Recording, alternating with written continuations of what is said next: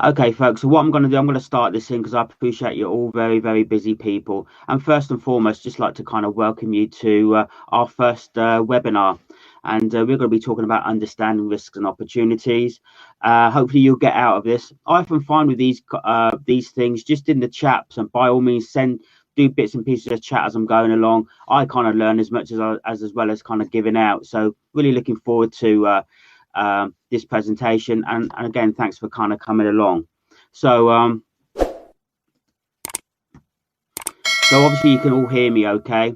Just a quick bit of housekeeping with regard to the kind of chat. Obviously, as I'm going through the slides, what I will do is I'll try and engage with the chat as I'm going along, but it may be that at the end we'll do a bit of a Q&A, but it may be that if there are some questions I haven't been able to answer just because of time, because we've got about a time limit of about 30 minutes, by all means, please don't be afraid. Just to send me an email at terry@orvacertification.com, and we will get back to you and make sure that all questions that are asked that we haven't necessarily tackled, or I haven't necessarily tackled, will get answered, maybe with a return email. Okay, so the agenda for this presentation, we're going to just go over what is risk-based thinking, because this is a new concept. I guess not so much new in the framework of maybe environmental standards like ISO 14001 or now the new 45001, but maybe it was hidden in 9001. It was there, but maybe not so explicit. And I guess really for the theme of this particular presentation, it's going to err on the side of quality assurance or the 9001 standard. So we're going to thinking about what is risk-based thinking, what is risk, how do we convert our risks to opportunities, what are the benefits of risk-based thinking, how can that affect us as businesses, how can that help us, and how do you apply risk-based thinking. And I guess to some degree, because we are a certification body, and many of you actually many of you are maybe consultants, or maybe you're employed as professionals in the industry of safety, environmental, or quality professionals or managers. I'm going to come from a bit of an angle of I'm an assessor going into an organization, not necessarily totally I'm somebody that's putting a system in. So again, I think hopefully that will give you a different angle of what does the auditor want to look at, what is the approach, and what are the things that I'm looking for if I'm going through an audit or going through a certification audit. In this first section, we're going to talk about what is risk-based thinking, what are the principles, and actually it isn't a new concept. I think in the previous incarnations of ISO 9001, we did have risk-based thinking. We had preventive action, which is a kind of the concept of preventive action was trying to stop a potential non-conformance from happening, or trying to stop an event, or eliminate a potential event from happening. And I guess when we think about preventive action, we're talking about non-conformity. So risk-based thinking, we can think about it as eliminating potential non-conformities, making sure that we analyze and maybe do root cause analysis, understanding, what are the potential issues that could happen. Can we actually put controls? Can we put processes in place or strategy in place to prevent an occurrence, or take action to prevent a recurrence? So organizations need to plan in this 9001, in a 9001 management system, needs to plan actions to address risk and opportunities, both addressing risks, which establishes a basis for hopefully increasing the effectiveness of your quality management system, and improving results and preventing negative effects. And I think probably personally as an auditor, one thing I tend to find is, I don't know why it is, but I tend to find that there seems to be a bit of a missing link between organizations developing risk registers, but not necessarily aligning it to increasing the effectiveness of the QMS, or the quality management system, or not really looking at the quality management system processes. And I'm not saying that what I've seen hasn't been wrong. I'm just thinking that they probably missed the trick. They've kind of maybe looked at business as a whole and said, look, there's a potential issue of Brexit, and they've jumped there first, rather than thinking, well, what are my processes? What are the systems and the quality management system processes within the business, and starting from that perspective first. So anyway, so What is risk-based thinking? Fundamentally, it's about eliminating, analysing and taking action to prevent the recurrence of a negative effects. So if you look at 9001, actually, if you look at maybe the most common standards, my background is more around environmental management, health and safety management, and also quality assurance. So I guess the three standards that I'm more proficient in is the quality management system standard 9001, 14001 and 45001. So in effect, the same principles apply to the EMS system as it does do to a occupational health and safety system as well. And we've got this same clause in all three standards, and it's clause 6.1.1. And it says this, it says when planning for the quality management system, but we could change that to environmental management system or health and safety management system, the same principle applies. The organisation shall consider issues, and then this points you back to another clause in the standard called context of the organisation. And actually, you know, just as a bit of a plug, in about a couple of weeks' time, I think around about the 3rd of July, I'll clarify, we have got another presentation on context and what is context. So I'm not going to go in great detail now, but, you know, there is a link between understanding issues, whether they're external or internal issues, this concept of context of the organisation, and linking that to risks and opportunities. And 4.2 also kind of refers to, and that kind of section of clause 4, if you like, in that standard refers to considering the quality management system, interested parties, the scope of the management system as well. But we'll go into that in more detail in this next presentation coming along in a few weeks' time.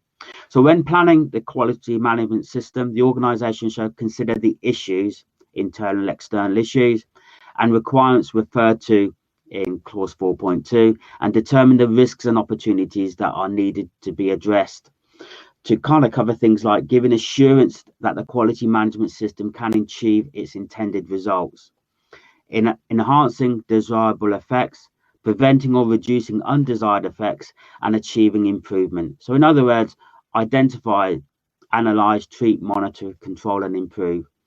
You know, with this new standard, I guess most of you understand or have come across this concept of a Deming cycle, the plan, do, check, act. So with the changes to 9001 and 14 and 45001, the Deming cycle hasn't gone away. It's the same principle. You understand at a planning stage, the management system, what are the issues that are facing you? The actual scope of your business, what are the activities? And from there, we develop through into risk and opportunity. So a risk is defined as an undesirable situation or circumstance that has both a likelihood of occurring or a potential for a negative consequence. Risk is the effect of uncertainty, and any such uncertainty can have a positive or negative effect. And I guess really for many of you, and actually I'm happy to take kind of chats of your experiences, that you may be in businesses or you may be consulting businesses in this time of COVID-19, that actually there is a risk. There's probably a risk of income, you know, that's coming into the business. I've just heard today about there's the risks of now unfortunately people being made redundant. That's affecting businesses. So actually, I'm not too sure whether a COVID-19 situation could have been foreseen, but one thing I have found is that people have put a form of risk mitigation process in place, business continuity plans. And it's quite amazing to me that actually for a lot of the audits that I've been doing, people that have had business continuity plans, maybe just gathering dust on the you know, in their shelves, have pulled them out and actually implemented them to good effect. So I'm not too sure what your experiences have been, if you're kind of working with businesses or maybe consulting businesses or speaking to business in terms of how business have been navigating through this time. So I'd love to hear your kind of chats and bits and pieces on that. So that is what a risk is. I see John Brown, you're typing away. Okay, so this is just really a quick example of risk, really. And I think, you know, just to clarify, this is where I think maybe in my experiences of auditing against this standard now, or this you know, this new kind of concept of risk-based thinking in these new standards, Over the last 2 years, I guess 9001 2015 has been with us for nearly 2 years now, is that I think businesses are going about it a bit cart before the horse. They're not really thinking about clause 4 that introduces at a planning stage. I'll just read John what he's saying. COVID is making business review the plans. I've been sorting to build a company to get back into action there. Yeah, I think you're right, John. I think it's been quite good to me, and I guess there's been success stories actually that businesses are really thinking about those business continuity plans they've implemented. And I guess I've found in this new world of remote auditing that we're in is that actually when we talk about business continuity, the plans that have been introduced and implemented, they've been success stories rather than they haven't worked. So I guess to some degree, when I start getting out onto sites, which maybe some time down the future, and speak to senior management again, I guess we'll get a sense of actually how effective or lessons learned through this kind of process. So really, just kind of reiterating and going back, I guess one of the potential weaknesses that I've seen is that maybe businesses haven't actually looked at risk and opportunities in a systematic way. Maybe they've just developed the risk register first and just thought of potential risks that may affect us. But I think probably a better way is to actually follow the order of the standard. It's actually to go back to the first clause 4, and look at what are our quality management system, or what are our environmental management system, information security, in health and safety. What are our processes? What is our business? Are we a manufacturing business? What are the steps in our process? Let's map them out. I'm not too sure if this has gone away, but in the old 2008 and previous standards of 9000, we had this. We had to develop, if you like, 6 mandatory procedures, and we used to see manuals. We're still seeing quality manuals and health and safety manuals and environmental manuals, or integrated manuals. But there is this diagram that we would often see called the interaction of processes. And I think that's probably a good place to start, going right to the beginning, maybe in your manual, and actually mapping out what are the processes. We've got sales and marketing, we've got, maybe contracting, contract review, order management, and maybe goes off to planning, and then follows its way through manufacturing, construction, building, handover, quality control, whatever it might be. But to actually break down those processes, think about our scope, think about who our interested parties are, think about the issues that may be facing us, and start from that perspective, and then align risk and opportunities to that. I haven't necessarily seen a lot of great examples of that. I've seen some. I've often seen just a risk register developed with no real connection to processes. But anyway, this is maybe not a great example, but just an example of just following the process through. So a process could be sales and marketing, and this is actually a good example of one that I did see. Their context in this instance, and this, just to bring it into context, this was a business that they were a small building company. Pretty much the work that they did were kind of a domestic, building houses and bits and pieces like that. So they had identified a process of sales and marketing. They thought about market conditions and availability of contracts was an issue, external issue that was facing them. Their interested party was their customers. And their risk was the risk of adverse decision making and delaying in projects. So this was really before COVID, but there was a sense of actually their clients were delaying on making decisions. So as well as risks, and this is something I've also found probably a bit of a weakness. I don't know if you guys have found this as well, is that we're quick to jump on looking at where the risks are, but not so quick about thinking about where are the opportunities. And often I've seen risk registers with lots of risks and lots of thoughts about that and how to mitigate and control, but not much about actually are there opportunities for us. So in this instance, again, this is a live example that I saw. Their risk of adverse decision making and delaying in projects led to, for them, building stronger relationships with vendors and subcontractors and investors, which could lead to future projects. We can take this one step further. That may be, for example, an opportunity that may be found on a risk register, for example, or on a SWOT analysis, strengths, weaknesses, opportunities, etc., may be found on something like that. But actually, it could be moved into things like a developed business or marketing plan. So that may be another form of opportunity, maybe using the objectives and programs clause of the standard, which in this instance they did. They had a whole development of a marketing plan to try and build stronger relationships and look for other kind of work. So really, and I've kind of peppered this through a lot of what I've said today, really. And I'm only saying this because I feel it's been a little bit of a weakness in some of the audits that I've conducted. Actually, is looking at the Deming cycle and looking at the standard. And actually, for me, risk and opportunities doesn't start with clause 6.1.1, risk and opportunities. It starts with clause 4.1. It starts with a planning part of the standard, which looks at the context. And actually, this is quite interesting. If I just read this, because this really struck me really when I was putting these slides together, and I kind of read this, and I think I didn't necessarily get this out of the clause, but I did get it out of the front part of the standard, section 3 of the standard, is that when we plan, we think about establishing the objectives of the systems and its processes and the resources needed to deliver the results in accordance with customer requirements and the organization's policies. So really, it's about delivering to our customers' requirements. And I guess in a roundabout way, and I'll take, obviously I'll take feedback on this. I guess in a roundabout way, going back and looking through the standard, customers are still key. It's about actually, where's the risk and opportunities in our system process that could actually ultimately affect what our customer requirements are, which could lead to non-conformances, customer complaints. Customers are still very much key when we think about risk-based thinking, as it was in the previous incarnations of 9001. And what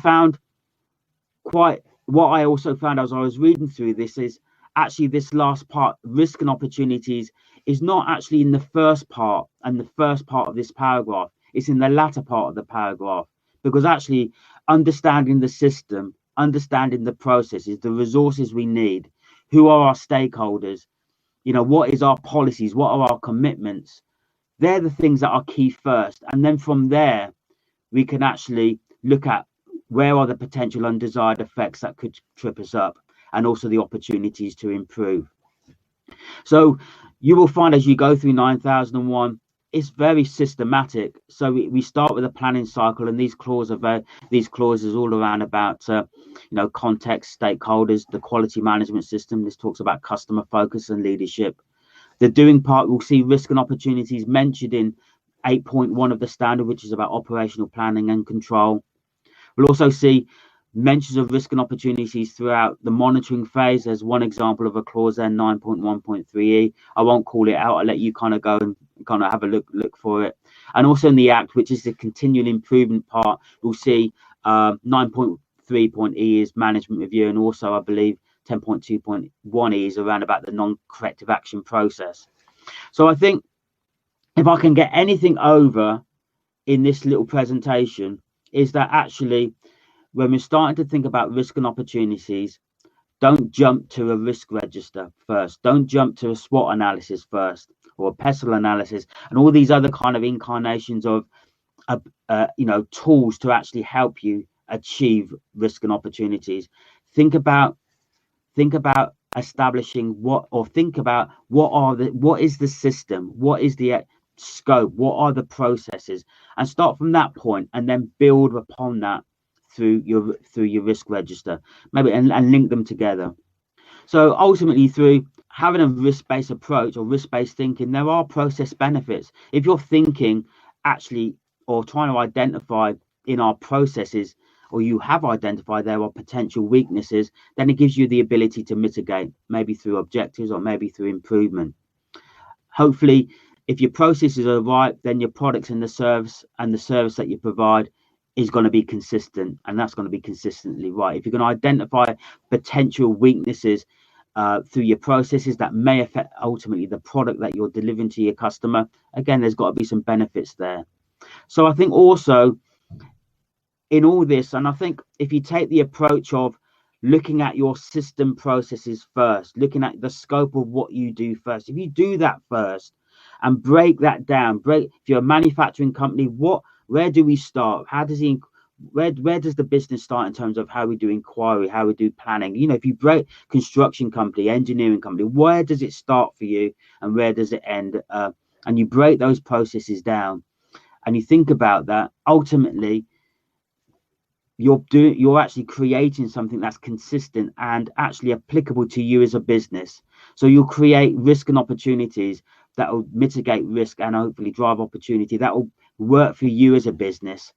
If you think about breaking your business down first, instead of maybe just gathering a risk register and starting from that point, think about what you do as a business first. Make this process of risk and opportunities work for you, rather than I think ultimately, there's nothing new under the sun. I think we can just maybe copy what other people are doing and grab risk registers, but try and make it for yourself, make it work for you, your business. I think the best way to make it work for your business is actually understand the business first and then build upon that with any form of tools around about mitigating risk or driving opportunity that you may be using for yourselves. So I guess in application, and just to kind of break it down, in my mind, it's a bit cart before horse if we jump into doing risks first.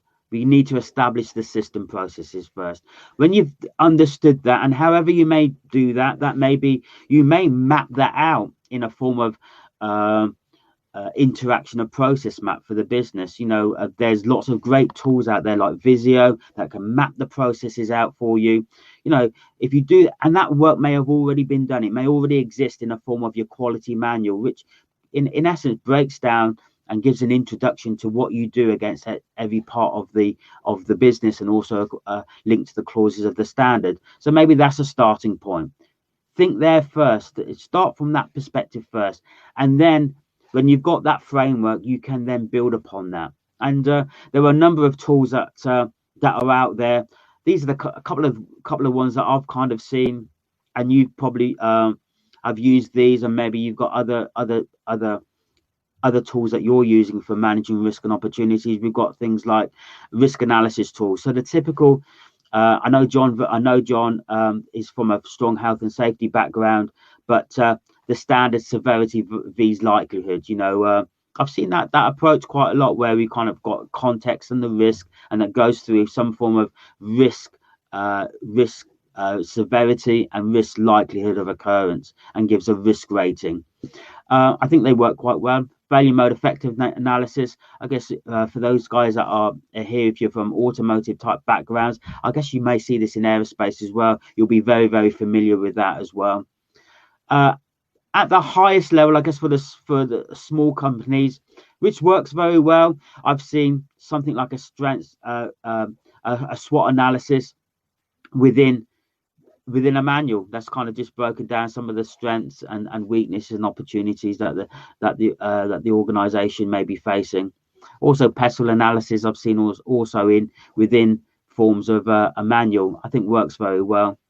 So I guess typically I do see more of maybe it's just the type of businesses that I'm visiting. I'm seeing more of the risk register type, maybe using severity and likelihood, and then having some form of residual risk score at the end. I think also, if you're a small business, if there's what does work very well is actually, although we may have these toolkits like risk analysis tools, failure mode effect analysis, we may have these toolkits, but I've actually seen great risk management decisions in meeting minutes, where there's an agenda around about, a risk has been identified in an agenda or in an agenda item within a management meeting, and there's been actions out of the management meeting to drive improvement. And the management meetings may be being consistently met every week, every fortnight, every month. So actually there's a sense of going back over the actions to actually see if improvement's been made.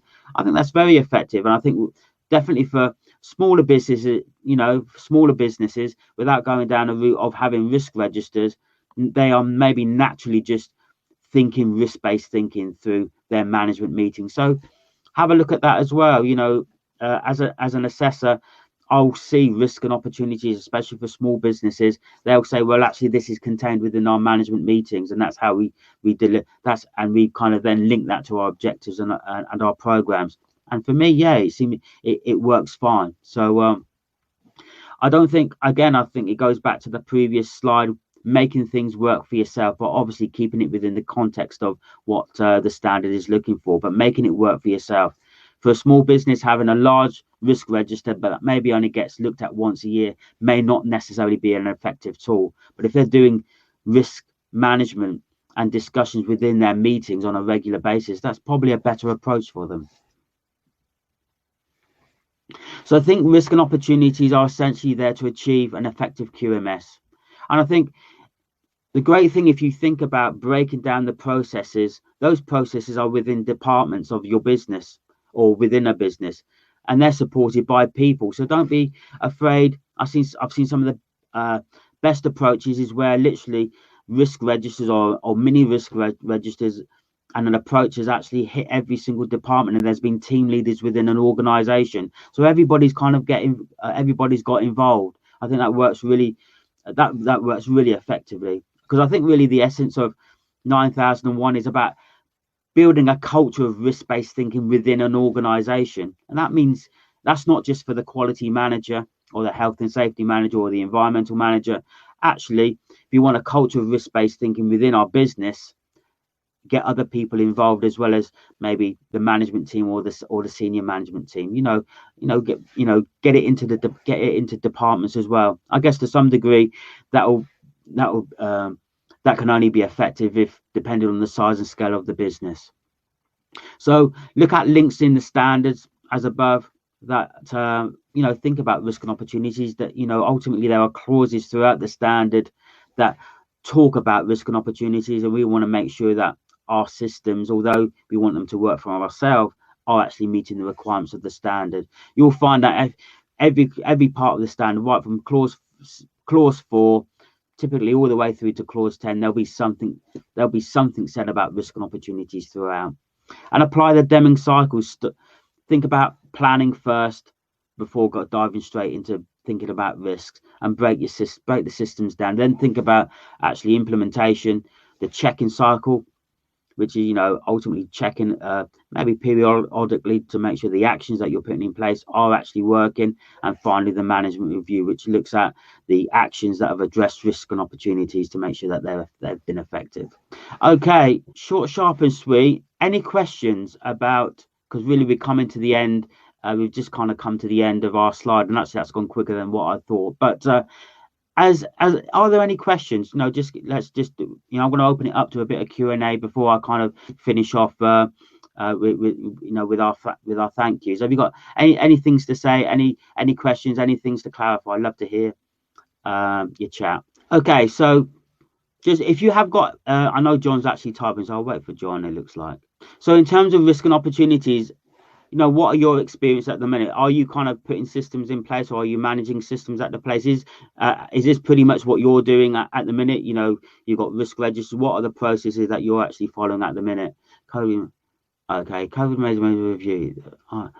The remote auditing has worked well, and I think it's worked well basically because I think the businesses fundamentally have actually kind of coordinated the remote auditing activities. So they've planned for interviews with directors, they've reviewed systems, screen sharing like Teams and things like that. So I haven't found auditing risk and opportunities that bad. However, I think with a lot of the audits that we're doing, we're not necessarily doing all the audits, let's say if it's a recertification audit, we're actually doing it in part. I do think that you do need to get out and actually see out to companies. So I think in the initial kind of introduction to risk and opportunities, talking through business continuity plans and things like that, and interviews with staff remotely and key members of staff remotely, and also screen sharing, it's been okay. However, I think remote auditing is good to a point. I still like to get in front of people and talk to people. So I think it's been okay. And I think really, I guess the key thing really, I think to be more effective, you've got to get out onto sites as well. So so I don't know if that answers your question. I think ultimately, how do I find information? the information has been fine, but I think you can't really kind of replicate the point of actually going and seeing, speaking to people and going through documents. I think, you know, that's more effective. In terms of risk and opportunities, though, John, and also to everybody, there is stuff on our website. So if you want to go to our website, please have a look. Go to our website. There's plenty of stuff there. And actually, if you're in, you know, there's a number of kind of things we've got in our contact us. We've got Academy at Orva certification, so you can send emails to myself and you know, at Terry at Orva. All the certifications. Is you can send emails to myself on anything on these topics that we're doing. Also visit our website. We've got YouTube channels as well, and also we've got the LinkedIn channel. So if there's any questions that you've got, or if you want to gather or look for information, you can go there also. So don't be afraid to, and of course we've got our telephone number, so don't be afraid to try and make contact, or check us out on our LinkedIn, check us out on our YouTube, or check us out on our website. So you'll find some great information there.